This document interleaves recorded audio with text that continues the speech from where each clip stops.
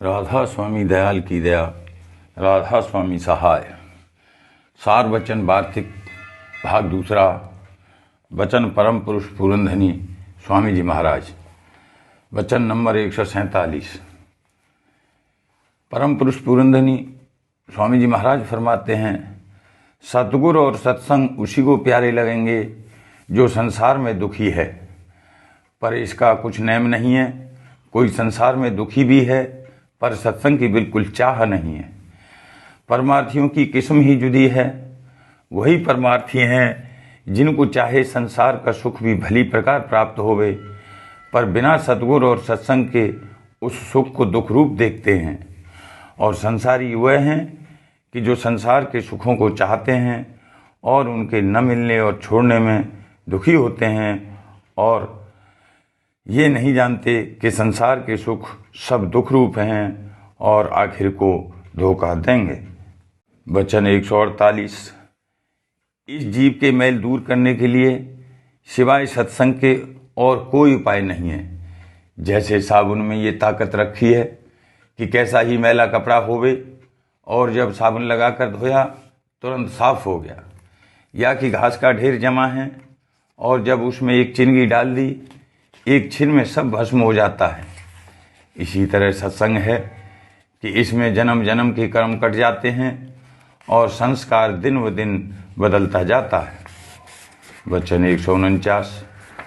संतों के वचनों को जो वेद से मिलाते हैं वह बड़े नादान हैं।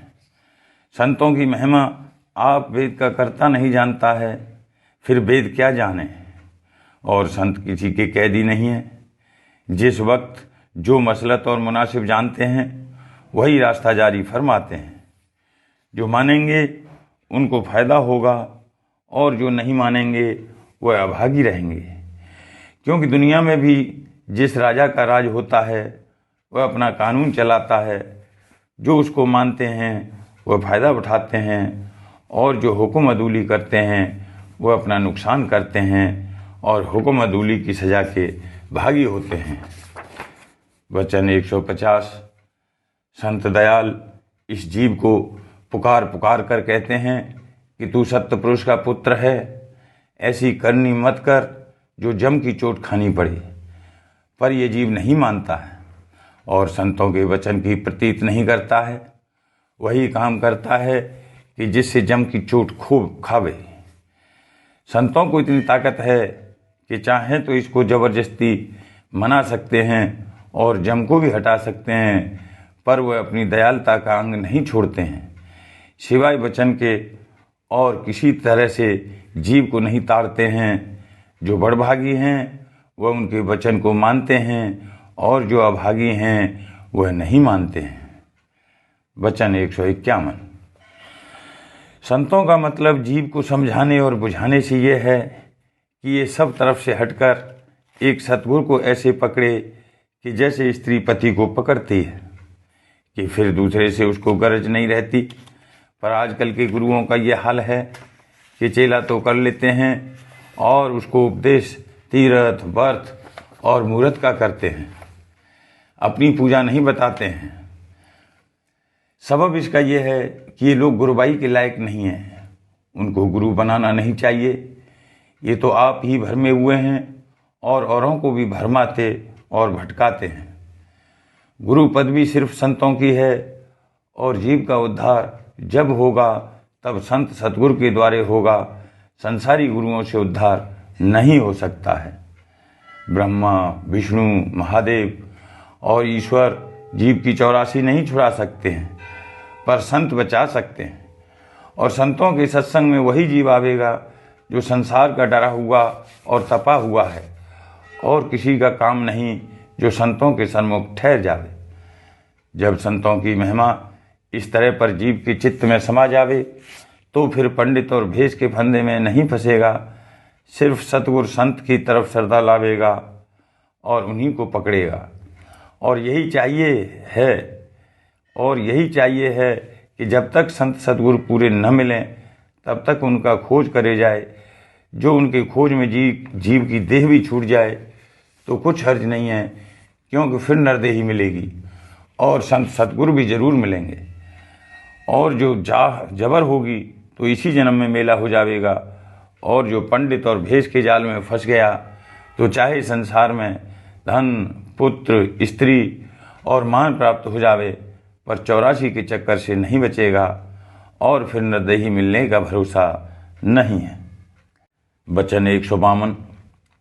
गुरमुख वही है जो सतगुरु के हुक्म में बरते, हुक्म से बाहर न होवे, और जब तक ऐसा अंग न होगा तब तक उस पद को भी नहीं पावेगा।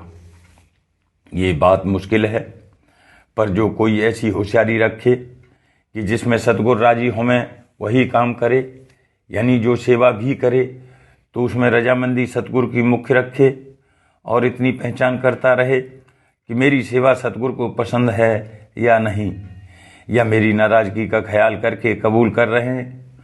जो ये समझ में आ जावे कि इसमें सतगुरु को तकलीफ़ है, सिर्फ मेरी हट से मंजूर कर रहे हैं, तो उस सेवा को फ़ौरन छोड़ देवे, और जिसका ऐसा अंग है वही गुरमुख बनेगा, और जिसकी ऐसी हालत नहीं है उसको मुनासिब है कि सत्संग नेम से करे और वचनों को चित्त से सुने और याद रखे, तो उसका अंग बदलता जाएगा।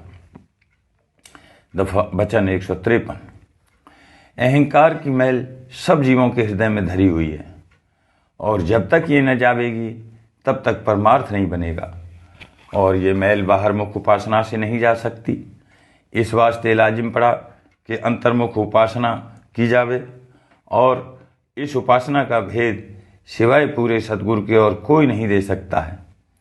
इस वास्ते हर एक जीव परमार्थी को मुनासिब है कि पहले अपने भक्त का पूरा सतगुरु खोजे और उनकी सेवा करे, तब काम पूरा बनेगा। वचन 154। इस जीव के सब बैरी हैं, कोई मित्र नहीं। मन जो 3 गुण से मिला हुआ है वह भी इस जीव को ऐसे देखता है जैसे बिल्ली चूहे के खाने का इरादा रखती है। सिवाय इसके जो जीव काल के हैं और उसका हुक्म मानते हैं, यानी मन के कहने में चलते हैं, तो भी काल उनको दुख देता है।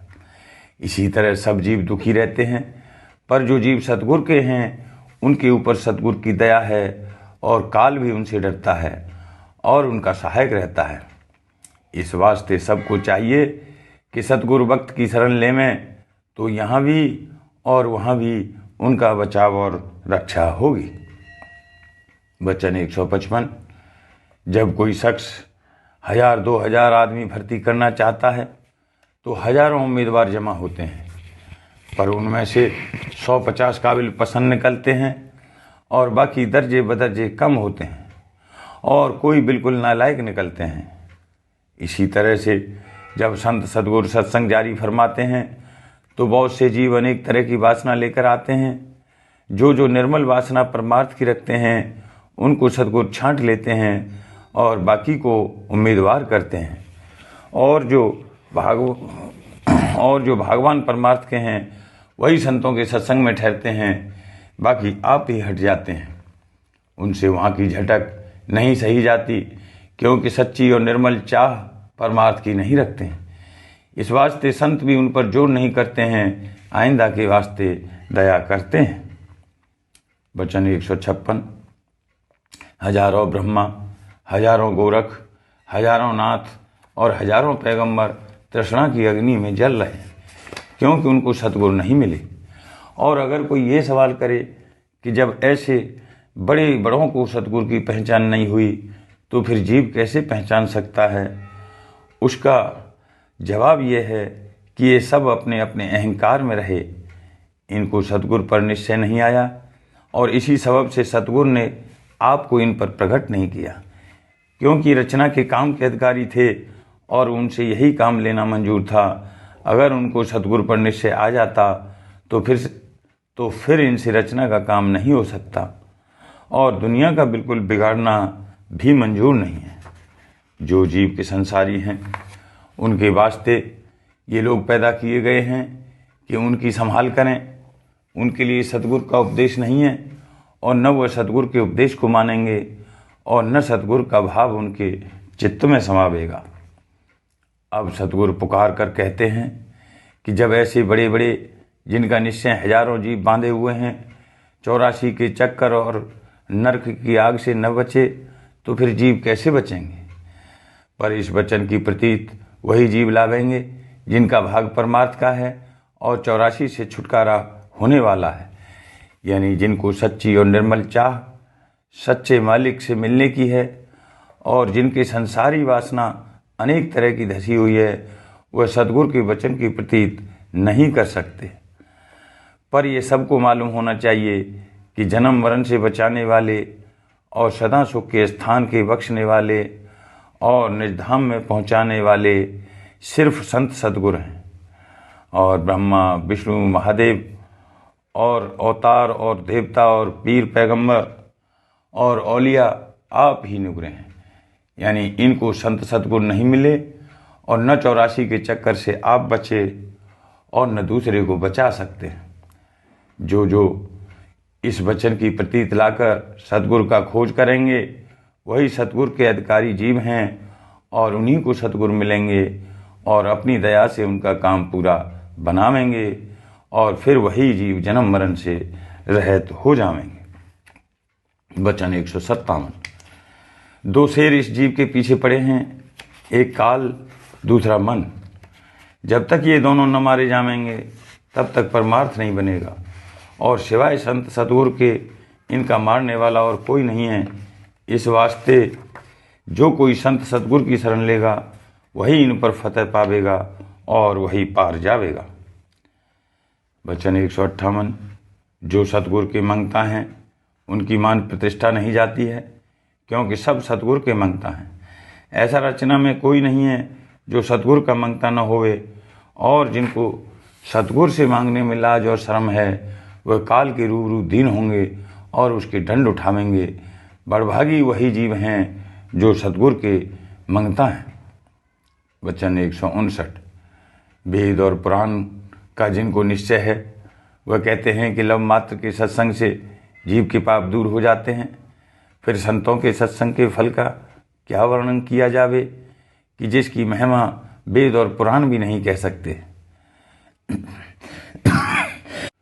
जिनको संतों का सत्संग प्राप्त है तो इसमें कुछ शक नहीं है कि उनके दिन भर के पाप तो जरूर साफ होते होंगे।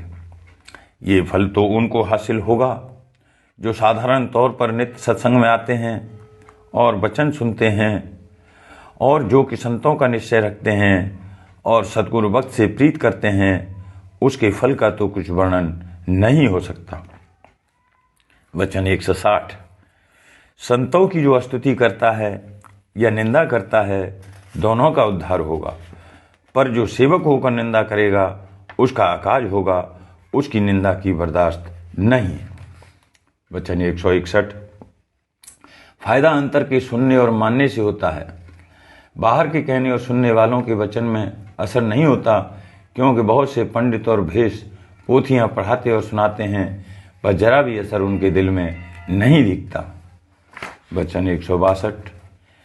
जब तक सतगुरु की दया न होगी तब तक जीव को निश्चय नहीं आवेगा, और जिसको सतगुरु के चरणों में प्रीत और पतित है उसी को दया पात्र समझना चाहिए। बहुत से लोग ये चाहते हैं कि हमारे रिश्तेदार और कुटुंबियों को सतगुरु के चरणों में निश्चय आ जावे। ये चाह तो बुरी नहीं है, पर इतना समझना चाहिए कि जब तक सतगुरु दया दृष्टि न फरमावेंगे तब तक प्रीत और पतित आनी मुश्किल है। ये बात सतगुरु की मौज पर छोड़ देना चाहिए, क्योंकि जब वे चाहेंगे एक छिन में प्रीत और पतित बख्श देंगे और संसार के जाल से निकाल लेंगे। राधा।